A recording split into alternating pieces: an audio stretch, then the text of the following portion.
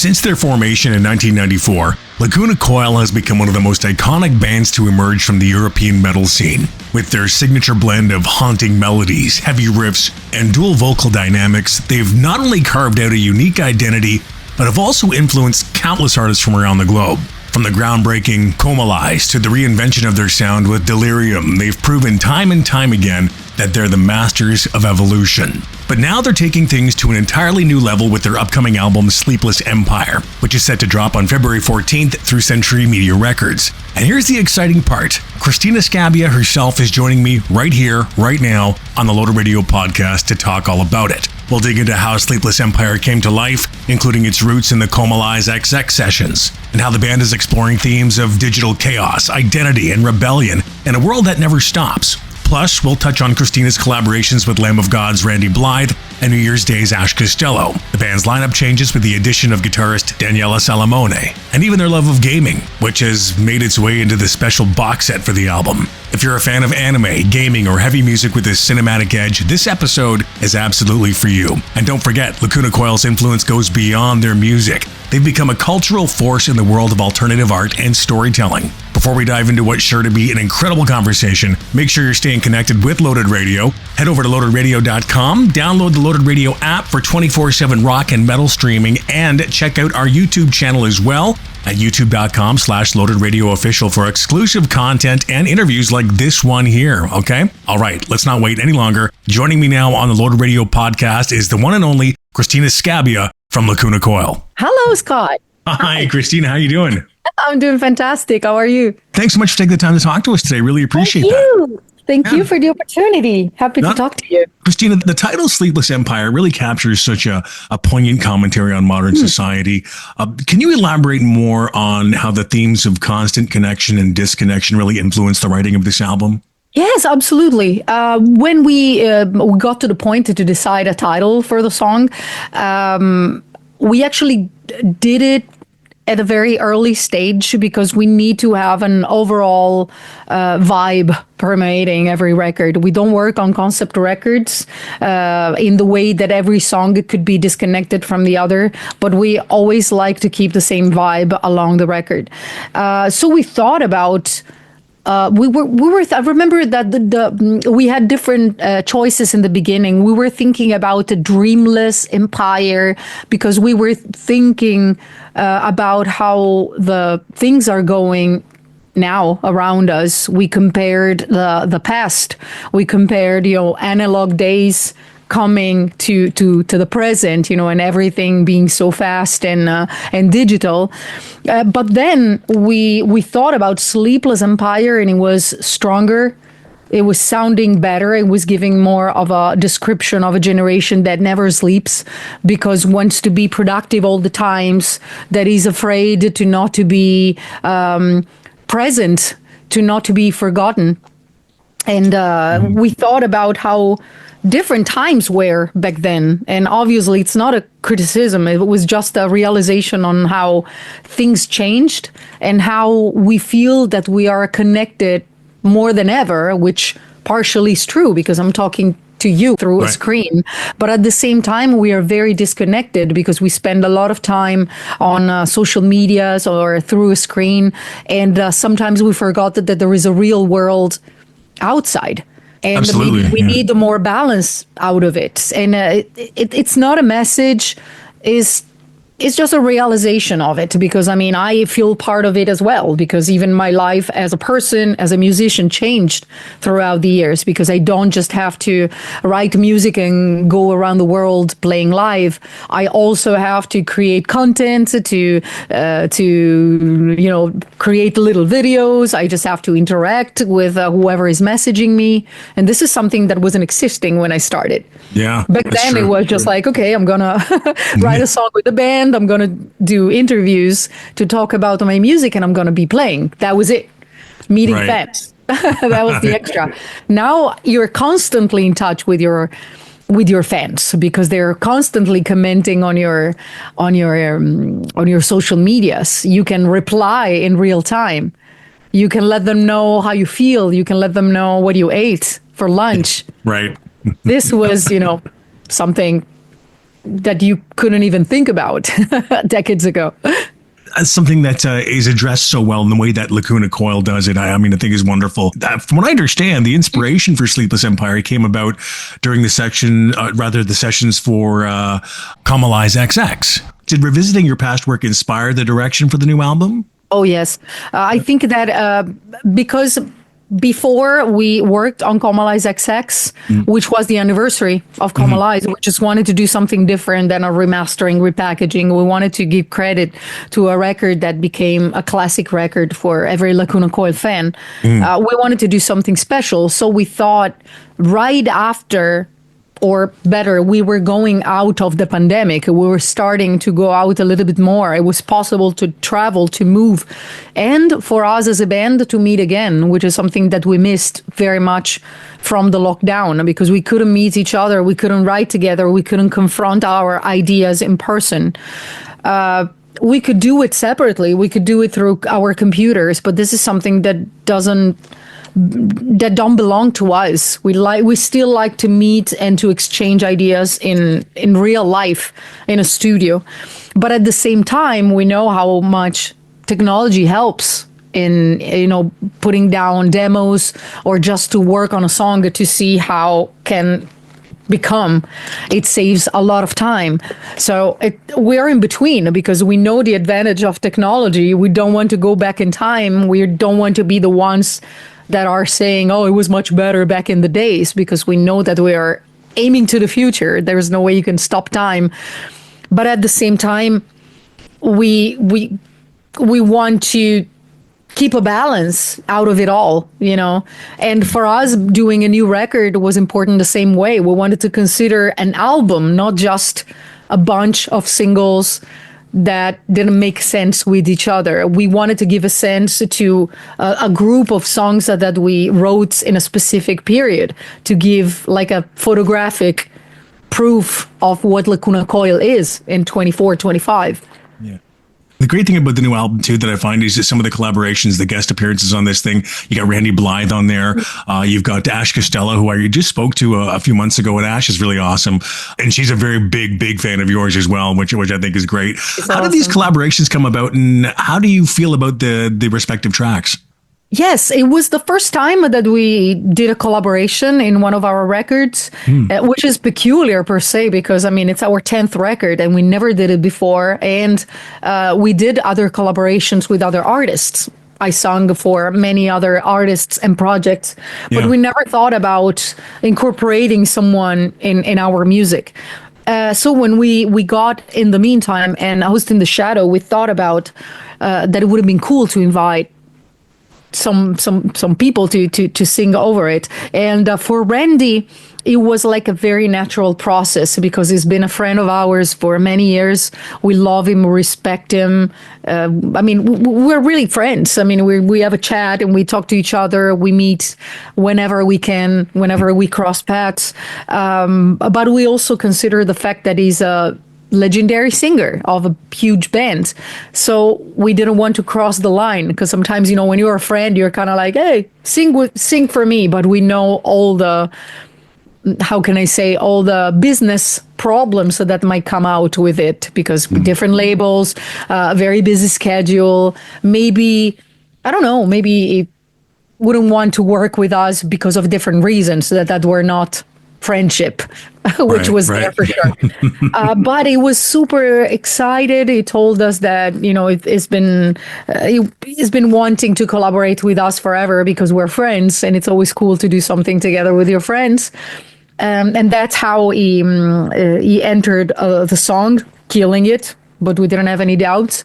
And with Ash, I didn't know her in person, but we wrote each other every once in a while, always telling each other it would be so cool to tour together, it would be cool to meet each other. And one day I just wrote her and I said, like, hey, we would love you to be on our next record. Would you, be considering this? And she was ecstatic. She was like, oh my God, yes, I want to be part of it. And she killed it when we gave her the part that I wrote. I thought that she could be perfect for it because our singing style is also very similar, even if we belong, to the darker part of metal. I think that we sing in a very similar way. We don't sing in a lyrical way. We don't growl. I mean, we're very similar. So I already knew that she would have been great, and she was awesome. She was awesome. She brought a lot to the table with her singing, with some harmonizing parts that were sounding so good. Yeah. And I think that everything worked the best. We also had the chance to do it live because we toured together last year. I saw that. I saw some footage of that. Amazing. That was so cool, man. It was a lot of fun, and it was working out so well. Yeah, that was great. I got to bring up Roberto Todorico, who worked on the album artwork, which is always a striking part of your releases.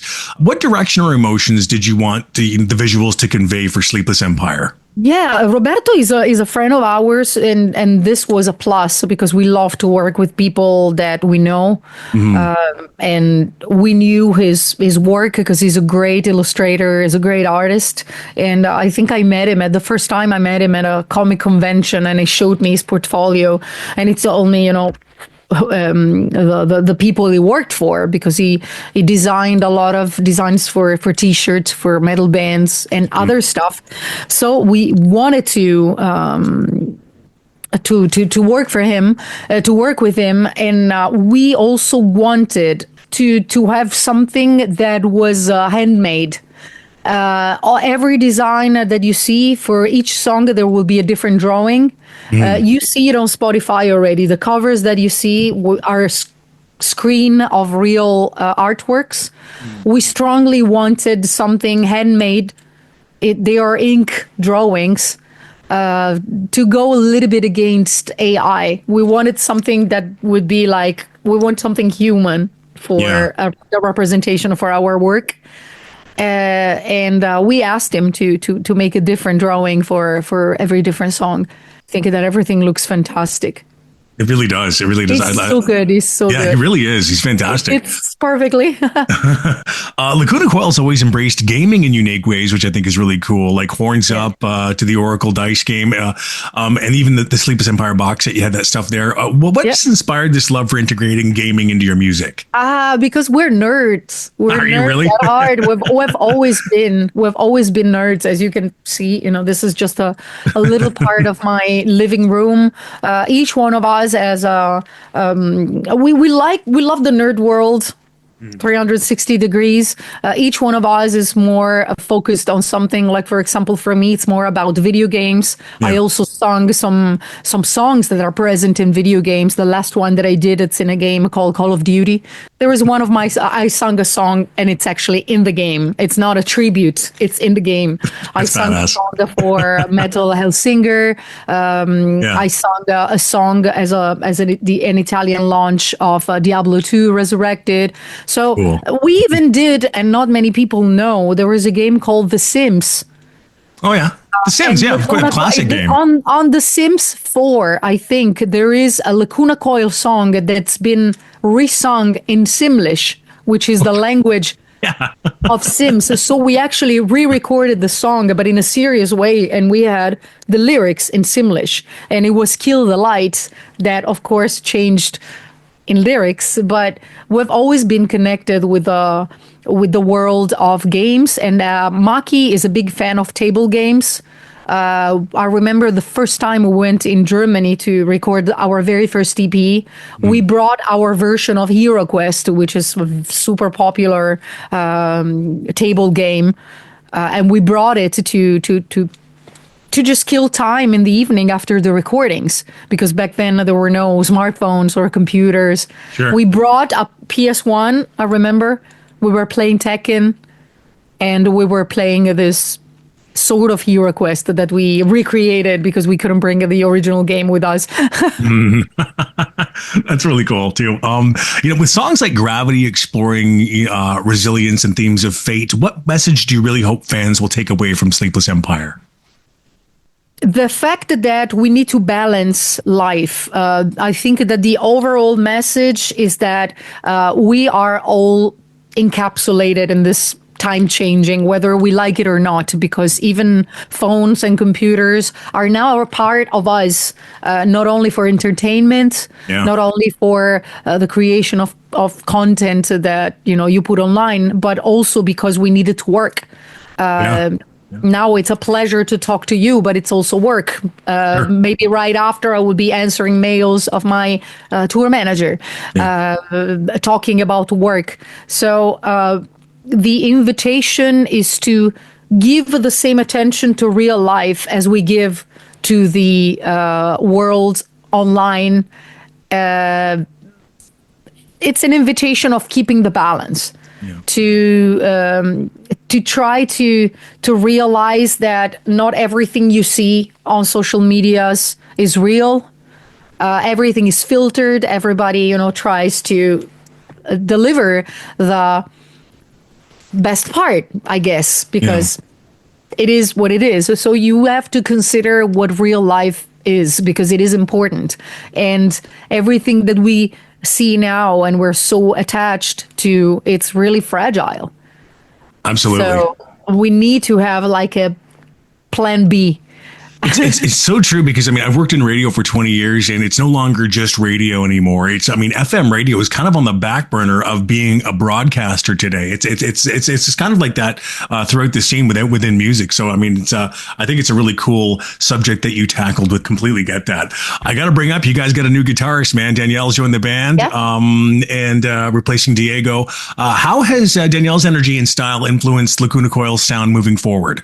Yeah, Daniele is not like an official new member of Lacuna Coil. We're still, let's say, testing him. Oh, are you? Okay. He's a great friend. And we love him to pieces. But he's relatively new to the band. He came in at the very end of the recording cycle, the writing cycle, to help us out. He helped us out in the past with many guitar sounds, and he was actually helping Diego to fix some things. So it was the first name that we thought about when we found ourselves in need of a guitar player, because we had, gigs coming. We could have many session guitar players. We know many, and they're all great. But we wanted to have a person that we knew that could share the time with us on a tour bus, because for us, being on tour is like traveling with your second family. So it's cool to have someone that just like comes on stage and plays, but we need the band to be cohesive, like a family. So we took the decision to not work again with Diego, because every person in the band has to contribute to the songwriting. And of course, Maki is the internal producer and so-called leader of the band, because he's been there from day one, and he knows exactly what we want to achieve with the Lacuna Coil sound. Myself and Andrea are responsible for vocal lines and lyrics, but it needs contributions from the outside. It doesn't need to be taken for granted. If you're in a band, you have to contribute, even only with your passion for the band, or just like hanging out with the other members because you feel you want to be with those people and you want to play that type of music.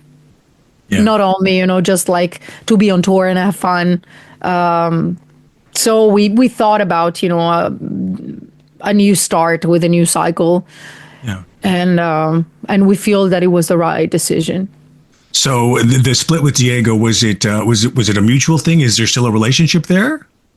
No, obviously not, because we had a different opinion. I understand, of course. Different opinion. So sometimes it happens that you disagree. We had some talks before we got to that point, but we saw that nothing was changing. The things that we weren't agreeing on weren't changing. So we said, what's the point? There was no change there.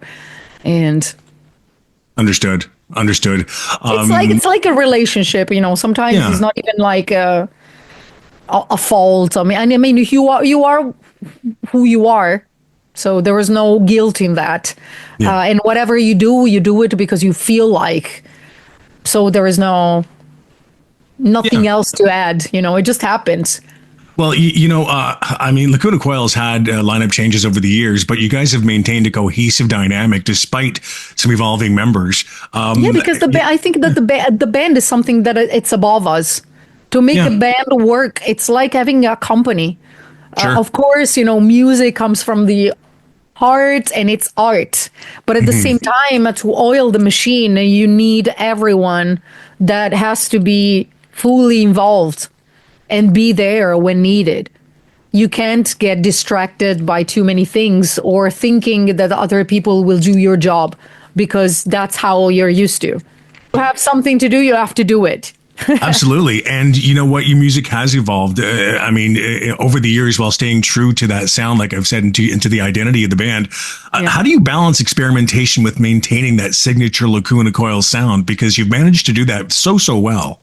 That is a good question. I think that we manage it simply because we know what Lacuna Coil is, and we know that we might want to experiment something different, but we also know that whoever is following Lacuna Coil, it's because of our core. Of course, we might evolve, we might change some things here and there. I have to say that we are extremely curious into other musical genres. We are always open to listen to something different. We don't say like, okay, we have to be like this forever. We're always open, and every record is the perfect picture of what Lacuna Coil are in the historical time. But at the same time, we don't want to get stuck in the past. Sure. So I think it's something that it comes spontaneously. Maybe the fact that we all have to agree on what we put out gives us, the full picture of who we are. Because if everybody likes it, that means that we are all aligned, and that's what really matters. If people can share the love we have for our songs, it's fine. If they don't like what we do, we can't help it. You can't please the world. Being an Italian band with such a global recognition, how do you feel your roots have really shaped your music? Have you managed to connect with fans worldwide? You know what I mean? Because you guys have made such a significant impact in metal. Like, how do you feel that's been a part of Lacuna Coil's history? Well, here and there in our songs, we put some Italian, we put some Latin, we put some Latin in the latest record as well. I think that there are a lot of melodies that are very Italian, and we definitely bring the Italian passion in it. Yeah. Obviously, we're influenced by the rest of the world because we travel so much. Our main markets are in North America, in England, so our sound, it's probably more modern than classic metal. But this is good for us. This is what we like. And I cannot really tell you how we figure out how to keep our sound.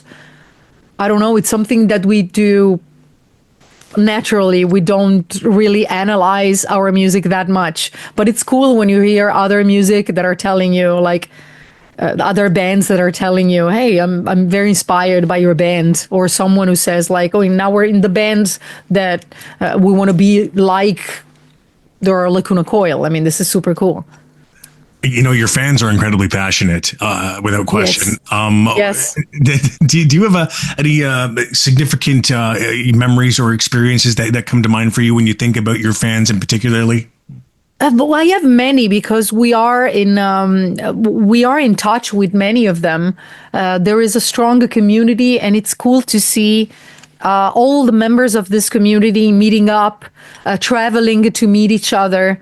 For example, we went to the UK recently, and we have a strong basis of fans and friends in the UK. Sure. So it was cool. Maybe we were going to have breakfast together with some of them because we've been knowing them for so long that they started as fans.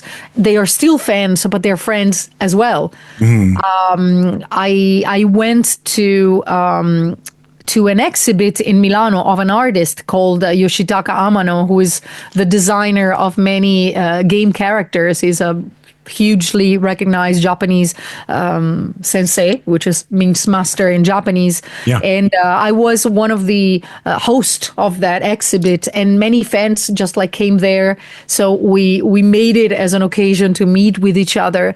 I love that our relationship became more personal and went over the I'm a fan, I'm listening to your music. But it became, I like you as a person, so I want to spend time with you whenever I have the chance. And especially through social medias now, they can see how you are, through Instagram. You wake up in the morning and you talk to them, or you show them what you ate, or you tell them what you do. It's a more close relationship that you build with your fans, so they feel closer to you. And if there is a chance to meet up, it's always amazing. Have you guys always done stuff like that? I mean, we've always been really friendly, and that's probably part of our Italian way. Yeah. We never built barriers. Of course, there might be the day that you don't want to talk with anybody because you're tired or you're sick or you just don't feel like. I mean, you're still human. But other than that, we love to share time with our communities, because, I mean, we would still be making music in our basement, but we wouldn't be living out of our music. We wouldn't still making music at our level if it wasn't for fans supporting us, listening to us, sending messages, interacting with our posts, buying our records, of course, and coming to our gigs. Yeah, and we don't forget this. We don't take it for granted, especially after so many years. It's almost a miracle that it's like, wow. There's more interest now than ever, almost. It's insane. Well, getting into you personally, Cristina, what got you initially into metal as a genre? Like what was it that just made you think, I want to sing in a metal band. I want to make metal music. Like, what was it? It was entering in a pub called Midnight in 93 because of a friend of mine. Because in my family, there was always a lot of music, but not metal.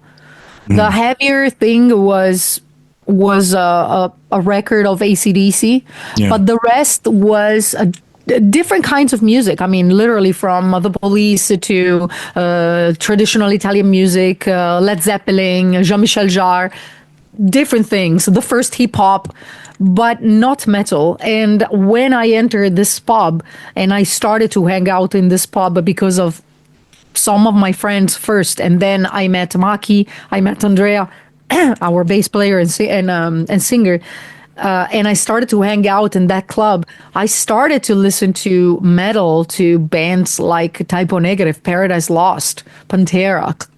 I was like, what is this? Yeah, Typo was one of my favorite bands. Yeah, I love Typo and Paradise Lost are probably the reason why I said yes. I love to sing, and I would love to be part of a band if the band makes this type of music. That's so cool. So it literally started later in my life, because I mean, I didn't listen to metal since I was 15, but yeah, 93.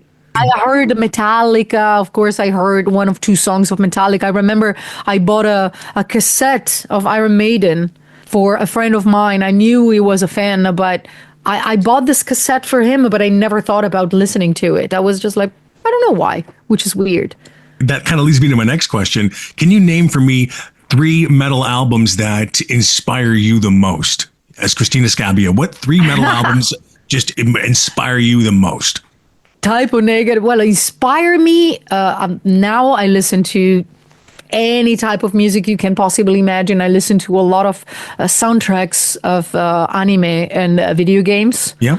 But if we're talking about inspiration, when I think about the past, or love or inspiration, definitely Typo Negative, October Rust. That's my favorite album of all time. Definitely. That's amazing. Paradise Lost, probably Icon, but even more Draconian Times. Okay. Even if it arrived later, probably Draconian Time is the one that hits me the most. Just one, it's hard to tell, because in the very beginning we were listening to Moonspell, we were listening to Tiamat, The Gathering, like back in the days. Maybe Fate No More. Oh, Fate No More. Fate No More. It's a good name, because it happened all of a sudden. I didn't know who they were, but I remember that I won a contest at a radio station. There was a giveaway if you were guessing right something. I don't remember what it was. And the prize was to pick up any CD you wanted from a record store that wasn't even close to my house. But I was just like, okay, I'm going to go there. I don't even know what kind of CD to get because I had the CDs that I wanted. I had them already. And so I remember that I picked up one of their records because I was, I think it was the real thing. The first one with Mike Patton. Yeah. And I put it on my CD player because back then it was CD player and little headphones, Chinese headphones. Yeah. And he was like, oh, what is this? And I instantly fell in love. I loved the way he was singing. I loved the fact that they didn't have any style. It was really hard to describe their style. It was just like, what is this? So that's definitely another record that I love and a singer that I consider underrated. Because I know that many people are like, ooh, Mike Patton is good, but I still don't think that he gets the recognition that he should get. Without question. I'm a huge Mr. Bungle fan too. Crazy good in anything he does. Clear style, screaming, resistance, over the limit. Insane. Absolutely. I guess finally, what excites you the most about this next chapter for Lacuna Coil, and where do you see the band going in the years to come? I think the simple fact that we feel like we started yesterday. Yeah.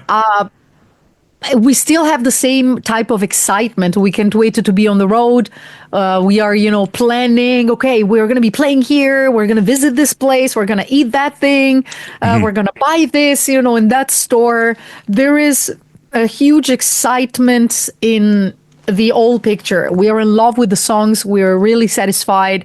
There is a great feedback coming from whoever listened to the old record, and this makes us happy because we don't take it for granted. After so many years, maybe people are just like want to move on or just like, I don't like this record.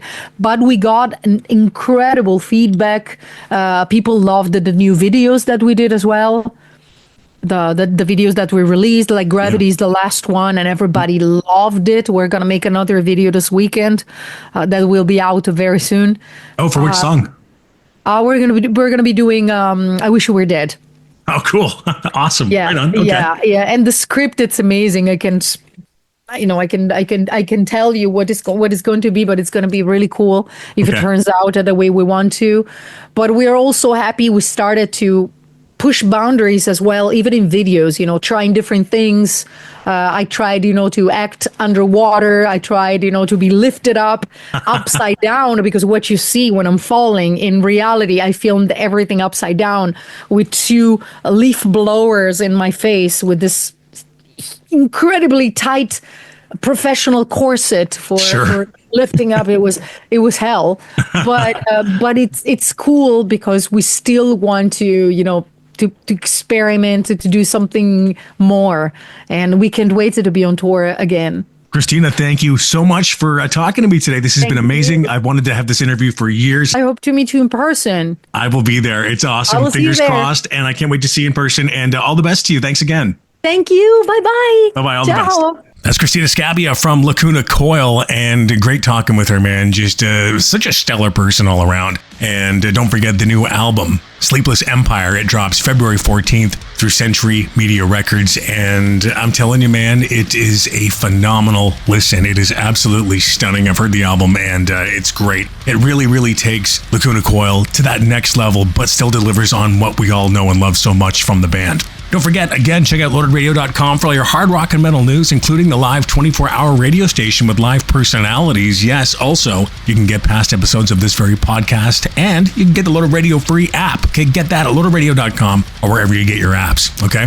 I'm Scott Penfold, and we'll be back again next week with an all-new interview and more stuff when it comes to hard rock and metal right here on the Loaded Radio podcast, okay? So keep it loud, and we'll talk to you then.